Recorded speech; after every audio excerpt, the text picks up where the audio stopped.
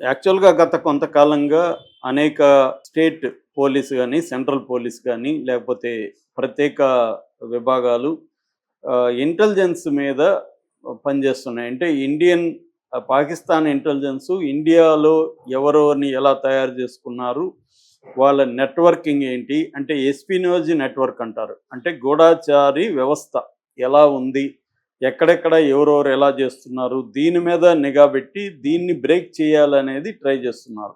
ఎందుకంటే Pakistan intelligence నెట్వర్క్ని break చేయకుండా మనం వాళ్ళతో యుద్ధం చేయడం కష్టమవుతుంది. ఎందుకంటే మన సెన్సిటివ్ ఇన్ఫర్మేషన్ అంతా పాకిస్తాన్‌కి వెళ్ళిపోతుంది. దీన్ని ఈ వ్యవస్థ ఎప్పటినుంచో పాకిస్తాన్ ఐఎస్ఐ డెవలప్ చేసుకుంటూ వస్తుంది. ఇంతకుముందు కూడా దీని మీద నిఘా పెట్టలేదని కాదు, పెట్టారు. కానీ ఇప్పుడేందంటే, ఇప్పుడు వాళ్ళకి మన యుద్ధం తర్వాత కొన్ని విషయాలు బయటకొచ్చాయి. అదేందంటే, చాలా విషయాలు మన మిలిటరీకి సంబంధించిన విషయాలు ఆల్రెడీ పాకిస్తాన్‌కెళ్ళిపోయినాయి.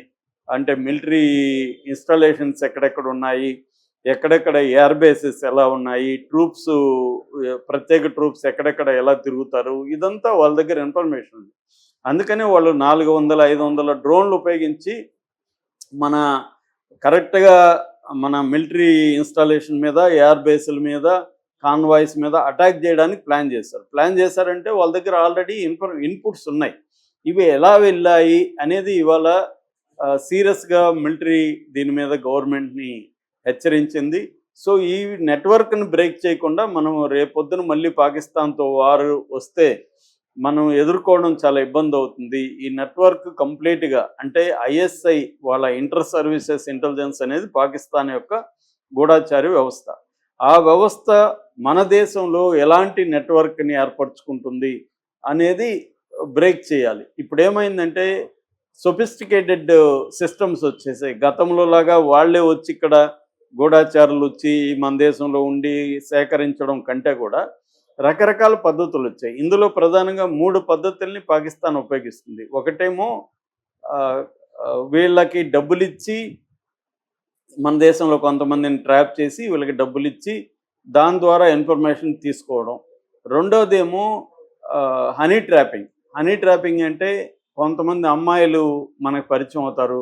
మనకు ఇప్పుడు ఫేస్‌బుక్‌లోనో, ఇన్‌స్టాలోనో ఉంటాము. వాళ్ళు మనకి రిక్వెస్ట్ పెడతారు. మనం రిక్వెస్ట్ పెడతాము. వాళ్ళు మెల్లగా మాట్లాడిస్తారు. మనం ఆల్రెడీ అబ్బాయిలు ఆవురావురు అని ఉంటారు. ఎవరన్నా అమ్మాయి మాట్లాడిస్తుందేమో అని. సో, ఇంక మనం మెల్లగా మాట్లాడిస్తాం. వాళ్ళు వీడియో కాల్స్ చేయడం వరకు వెళ్ళిపోతారు. సో, మెల్లగా మనల్ని ఆ మాయలో దించేసి ఇన్ఫర్మేషను మన వీక్‌నెస్‌లు, మనకున్న సమస్యలు ఇవన్నీ తెలుసుకొని మెల్లగా అవసరమైతే డబ్బులు హెల్ప్ చేసి అలాగా వాళ్ళు ట్రాప్‌లో మనల్ని తీసుకెళ్ళిపోతారు. మనకిప్పుడు హెల్త్ ప్రాబ్లమ్ ఉంది. దానికి ఏదో డబ్బులిస్తారు. నాకు తెలిసిన డాక్టర్ ఉందని చెప్తారు. ఇలాగా మొత్తం మనల్ని వాళ్ళ ఫోల్డ్‌లోకి తీసుకెళ్ళిపోయి ఇన్ఫర్మేషన్ లాగేయడం అనేది జరుగుతుంది. మూడవది కొయర్సివ్ పద్ధతులు. కొయర్సివ్ అంటే ఫోర్స్ చేసి కొంతమందిని బెదిరించి, లేకపోతే ఇప్పుడు పాకిస్తాన్‌లో వీళ్ళకి బంధువులుంటారు, ఇంకొకరుంటారు. వీళ్ళు అక్కడికి పోయినప్పుడు వాళ్ళని పట్టుకొని, "నువ్వు గాని మాకు పని చేయకపోతే నేనిక్కడ మీ బంధువులను చంపేస్తాననో, లేకపోతే వాళ్ళని అరెస్ట్ చేస్తాను." ఏదో ఒకటి బెదిరించి కోయర్సింగ్ మెథడ్స్ అంటారు. ఈ మెథడ్స్ ద్వారా మన ఇంటెలిజెన్స్ మన దేశంలో ఉండే సెన్సిటివ్ సమాచారాన్ని పాకిస్తాను తీసుకుంటుంది.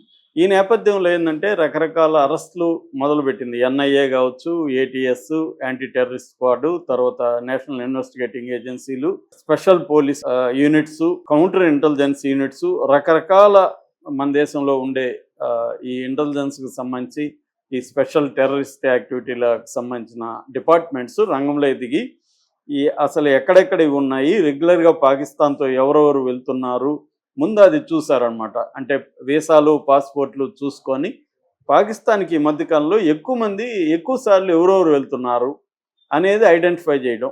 వాళ్ళ మీద కన్నేసి పెట్టడం. సో, వాళ్ళ సోషల్ మీడియా అకౌంట్స్ వాళ్ళన్నీ హ్యాక్ చేసి వీళ్ళు ఏమన్నా చాట్ చేస్తున్నారా అది. మొన్న సీఆర్‌పీఎఫ్ జవాన్ కూడా అలాగే పట్టుకున్నారు.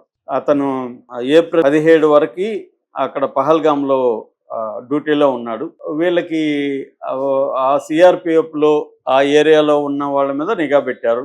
సోషల్ మీడియాలో చేస్తున్నారు. దాంతో ఇతను దొరికాడు. ఇతను సోషల్ మీడియాలో చేస్తున్నాడు. అతని అకౌంట్ మీద నిఘా పెడితే బ్యాంక్ అకౌంట్‌కి పాకిస్తాన్ నుంచి లేకపోతే విదేశాల నుంచి డబ్బులు వచ్చినట్టుగా తెలిసింది. దాంతో అతన్ని అరెస్ట్ చేశారు. అలాగా జ్యోతి మల్హోత్రా ఇలాంటి వాళ్ళ మీద కూడా ఇట్లాగే నిఘా పెట్టారు. ఇప్పుడు మన భయ్యా సన్నీ యాదవ్ కూడా అరెస్ట్ చేయడం వెనక ఇదే ఉంది. అంటే ఇతను 5 సార్లు పాకిస్తాన్ వెళ్ళాడు, అక్కడ ఎవరెవరిని కలిసాడు, ఇతనికి ఏమైనా డబ్బులు వచ్చాయా, ఇది ఏదో కొంత వాళ్ళ దగ్గర ఇన్ఫర్మేషన్ లేకపోతే అరెస్ట్ చేసే స్థాయిలో చేయరు, వదిలేస్తారు. కాబట్టి మనవాడి మీద కూడా ఏదో కొంత డౌట్ అయితే ఉంది. అది నిజం కావచ్చు, అబద్ధం కావచ్చు. కానీ వాళ్ళకి ఏమాత్రం డౌట్ ఉన్నా వాళ్ళు తీసుకెళ్తారు. ఈ నిఘా అనేది ఎలా పెడతారంటే, ఒకటి హ్యూమన్ ఇంటెలిజెన్స్ ద్వారా, అంటే ఆల్రెడీ వీళ్ళకి ఇన్ఫర్మేట్స్ నెట్వర్క్ అలాంటిది ఉంటుంది. రెండోది సర్వేలెన్స్ ద్వారా, డిజిటల్ సర్వేలెన్స్ అంటారు. అంటే మనం ఇప్పుడు ఇలా ఈ ఈ మధ్య కాలంలో ఎలాగా ఆహ్, ఈ మన పోలీసు డిపార్ట్మెంట్ దగ్గర సాఫ్ట్‌వేర్‌లు, హైఫై సాఫ్ట్‌వేర్‌లు వచ్చేసాయి. ముఖ్యంగా ఇజ్రాయెల్ నుంచి తెప్పించుకున్నవి. అదేంటంటే సర్వేలెన్స్ సాఫ్ట్‌వేర్‌లు. మనం ఇప్పుడు నేను మాట్లాడేదంతా కూడా వాళ్ళు వినొచ్చు. నా ఫోన్‌లో గాని వాళ్ళు ఆల్రెడీ ఇన్‌స్టాల్ చేసేసి ఉంటే, మన డిస్కషన్ అంతా కూడా వాళ్ళు అక్కడ నీట్‌గా అది అంతా వెళ్ళిపోతుంది. డౌన్‌లోడ్ చేసుకోవచ్చు. అలాగా లేదు మనం ఏదన్నా సెర్చ్ కొట్టాము.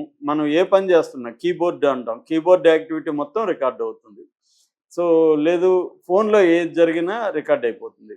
సో, అలాగా కూడా వాళ్ళు నిఘా పెడతారు. కొన్ని ఇప్పుడు గూగుల్‌లోకెళ్ళి మనం ఏదన్నా ఒక వర్డ్ సెర్చ్ చేసాము. అది పదే పదే మనం సెర్చ్ చేస్తున్నాం, లేకపోతే ఏదన్నా చూస్తున్నాం అంటే వాళ్ళకెళ్ళిపోతుంది. అలర్ట్ ఎళ్ళిపోతుంది. ఈ అలర్ట్‌లో నుంచి ఎవరు రెగ్యులర్‌గా చూస్తున్నారు, ఎప్పుడో ఒకసారంటే ఓకే. కానీ రెగ్యులర్‌గా ఫాలో అవుతుంటే వాళ్ళకి డౌటొస్తుంది. అలాగా వాళ్ళు నిఘా పెడుతున్నారు. దాంట్లో ట్రాప్ ఏస్తున్నారు. ఆ ట్రాప్‌లో అనేక చేపలు పడుతున్నాయి.